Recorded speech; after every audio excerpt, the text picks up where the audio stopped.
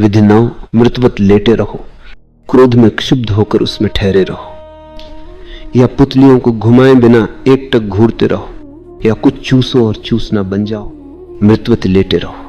प्रयोग करो कि तुम एकाएक मर गए हो, शरीर को छोड़ दो क्योंकि तुम मर गए हो। बस कल्पना करो कि मृत हूं, मैं शरीर नहीं हूं, शरीर को नहीं हिला सकता, आंख भी नहीं हिला सकता, मैं चीख चिल्ला भी नहीं सकता, न ही मैं रो सकता हूं, कुछ भी नहीं कर सकता क्योंकि मैं मरा हुआ हूं। और तब देखो तुम्हें कैसा लगता है। लेकिन अपने को धोखा मत दो, तुम शरीर को थोड़ा हिला सकते हो। नहीं हिलाओ नहीं, मच्छर भी आ जाए तो भी शरीर को मृत समझो। ये सबसे अधिक उपयोग की गई विधि है।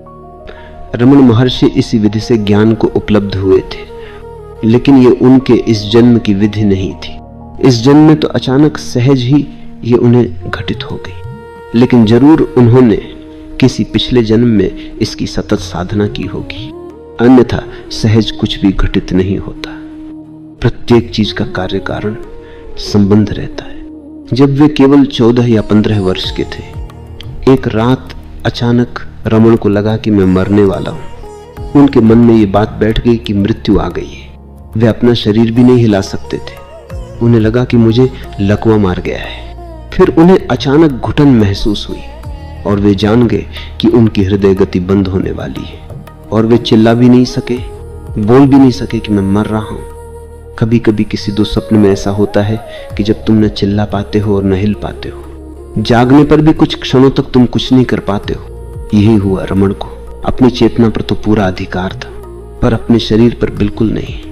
वे जानते थे कि मैं हूं, चेतना हूं, सजग हूं, लेकिन मैं मरने वाला हूं। और यह निश्चय इतना घना था कि कोई विकल्प भी नहीं था। इसलिए उन्होंने सब प्रयत्न छोड़ दिया। उन्होंने आंखें बंद कर ली और मृत्यु की प्रतीक्षा करने लगे। धीरे धीरे उनका शरीर सख्त हो गया, शरीर मर गया।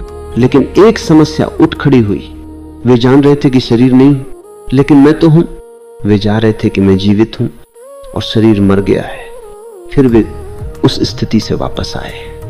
सुबह में शरीर स्वस्थ था, लेकिन वही आदमी नहीं लौटा था जो मृत्यु के पूर्व था, क्योंकि उसने मृत्यु को जान लिया था।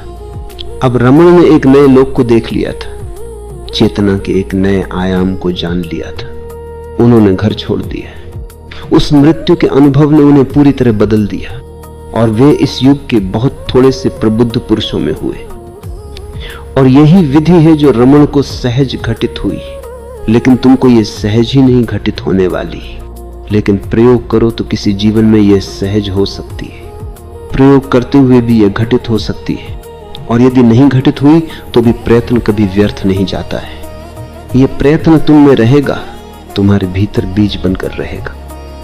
कभी जब उपयुक्त समय होगा और वर्षा होगी, ये बीज अंकुरित हो जाएगा। या पुतलियों को घुमाए बिना एकटक घूरते रहो, ये मेहर बाबा की विधि थी। वर्षों वे अपने कमरे की छत को घूरते रहे, निरंतर ताकते रहे। वर्षों वे जमीन पर मृतवत पड़े रहे और पुतलियों को आंखों को हिलाए बिना छत को एकटक देखते रहे। 0, 4, ऐसा वे लगातार घंटों बिना कुछ किए घूरते रहते थे। टकटकी लगाकर देखते रहते थे। आंखों से घूरना अच्छा है, क्योंकि उससे तुम फिर तीसरी आंख में स्थित हो जाते हो, और एक बार तुम तीसरी आंख में थिर हो गए तो चाहने पर भी तुम पुतलियों को नहीं घुमा सकते हो, वे भी थिर हो जाती हैं। अच्छा, मेहर बाबा इसी घूरने के जरिए उपलब्ध हो गए, और तुम कहते हो कि इन छोटे छोटे अभ्यासों से क्या होगा। लेकिन मेहर बाबा लगातार 3 वर्षों तक बिना कुछ किए छत को घूरते रहे थे। तुम सिर्फ 3 मिनट के लिए ऐसी टकटकी लगाओ और तुमको लगेगा कि 3 वर्ष गुजर गए। 3 मिनट भी बहुत लंबा समय मालूम होगा। तुम्हें लगेगा कि समय ठहर गया है और घड़ी बंद हो गई है।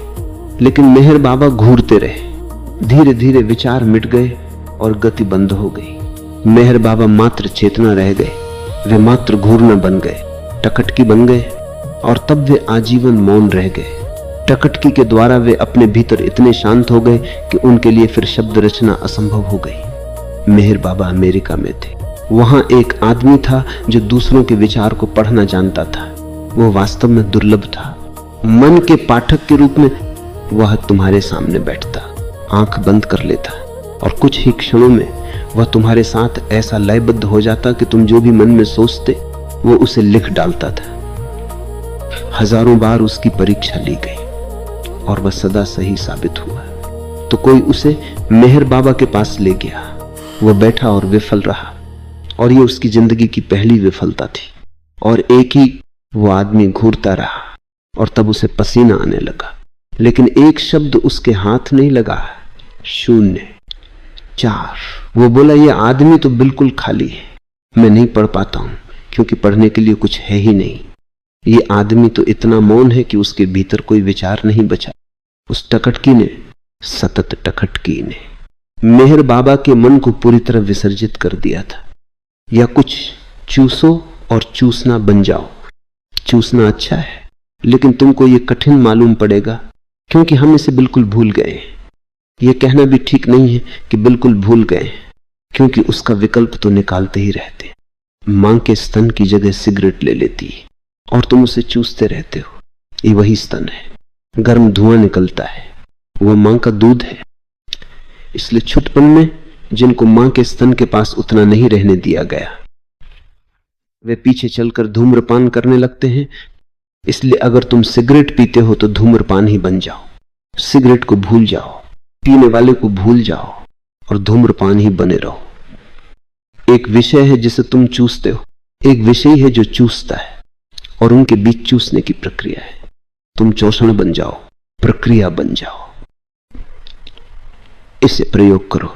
पहले कई चीजों से प्रयोग करना होगा, और तब तुम जानोगे कि तुम्हारे लिए क्या चीज सही है।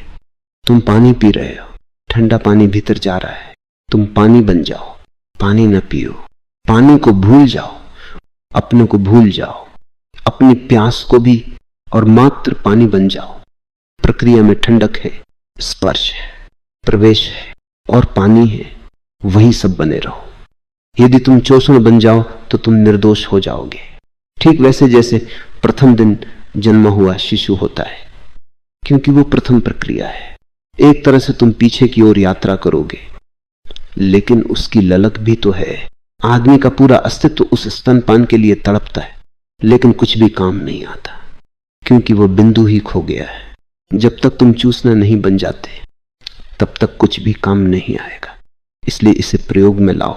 किसी चीज को चूसो और चूसना बन जाओ। ये बहुतों के लिए उपयोगी होगा, क्योंकि ये इतना आधारभूत है